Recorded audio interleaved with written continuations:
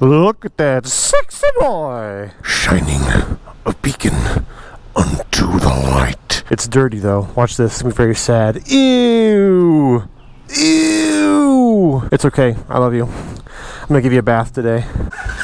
Oh, pretty good ride on the highway this morning. Just wow, you know, flying along. That's what I'm doing on the way home. Okay, so on the way in, the camera sensor did not see my motorcycle and I didn't get a ticket. So I got validation. So I'm gonna do some politics to get out of here. Hello. So I came in at 8:02 and the sensor didn't give me a ticket. I got validation. I don't know if that means anything. Thank you. Cool. Woo! Oh my gosh. I know I'm in the shade, but it's hot. It's a hot box in that parking garage. What are you waiting for? I can't. If you're waving, I can't see you. All right. Well, you're not moving, so I'm going. Ho ho ho! Whoa! Slid that rear tire. Yeah. So this bike's been broke for a month. It's been broke for a while. The radiator got hit by debris, and then it was so freak accident. Collision insurance type of a thing, as insofar as that's what it would cover. That's what I pay insurance for, but insurance didn't cover it. That's the end of that story, but I'll just tell a story really quick. So yeah, bike was insured, leaking coolant, but by the way, it reminds me, it is still leaking coolant. I found out this hose is clamped on, right? It's still, unless it's overflowed, I guess it's possible. It's leaking right there at this clamp. I don't see it now. It looks okay right now. It was leaking. I mean, it was overfilled when it was fixed, but anyway, had to wait for a back-ordered new radiator, got that replaced, and insurance didn't cover it because my deductible is not what I thought it was, so it's kind of my own fault right there. Like, oh, that sucks. So, but of course the damages were just a lot. It was expensive. I knew it was gonna be expensive, but it was just under what my deductible was. So I was like, great.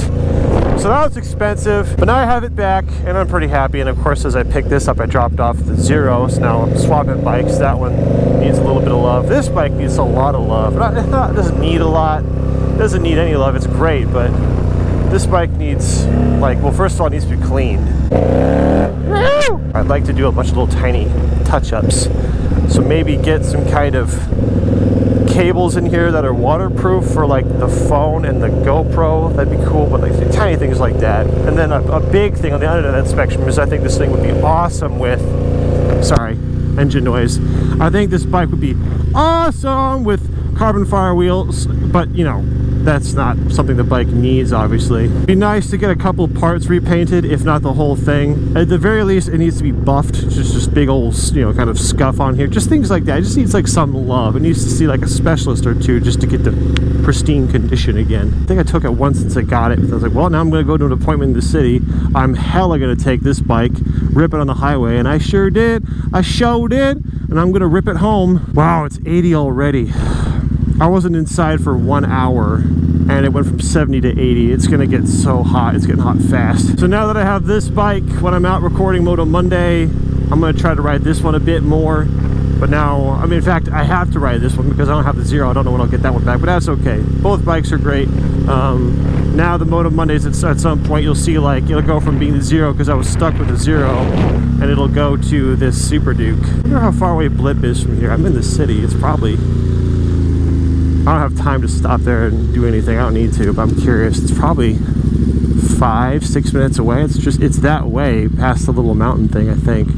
It's totally in that direction. Last week my brother and I rode up here, I think on this street right here. Yeah, we went up and we took the long way to Blip. I've been to Blip like 3 times in the past month. I was at Blip when I started finally Friday up again for the year, and then that's just that one time. That was my first time. And I ended up going 3 times the past month because I just wanted to ride somewhere and rip it. And so like Sunday morning I'd go out there, and one Sunday morning I went there and it was not busy. I was really surprised. Like there's like maybe 20 bikes here. I'm surprised I thought there'd be more. And the next week I went with my brother and there was like 100. It was like, oh, there they are. There's everybody. Of course, that was Memorial Day weekend, I believe. Okay, time to rip a fart.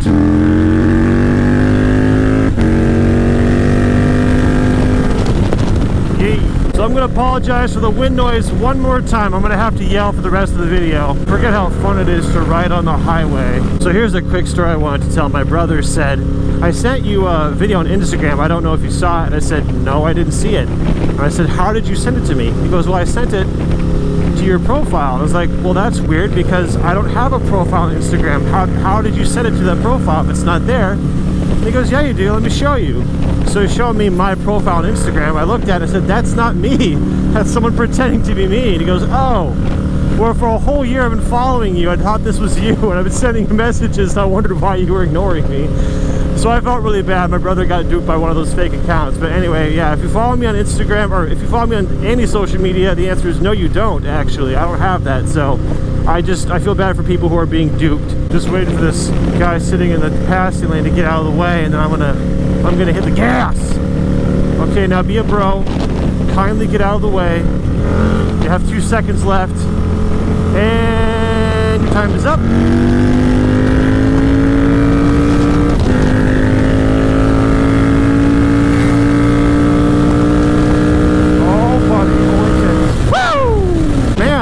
Kept going, but I was like, I'm going pretty fast, and I just hit a new record on this bike. That's so sad.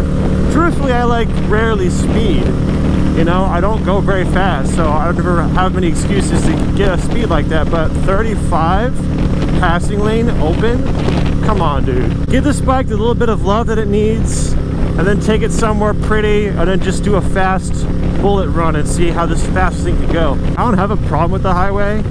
I just think, well, for one thing, I want to like interact with people and see people, and you don't really do that on the highway. That you do that in town. And I prefer in-town riding, but you know the most fun I had on the highway ever on a motorcycle was definitely in Texas. Freaking, the speed limit there is 80 miles an hour. It's insane. And the highways are just so wide, and then they're like open. It's like, this is insane. It's like a racetrack, basically. I would like to take this bike to Texas. I don't think I've taken this bike to Texas before.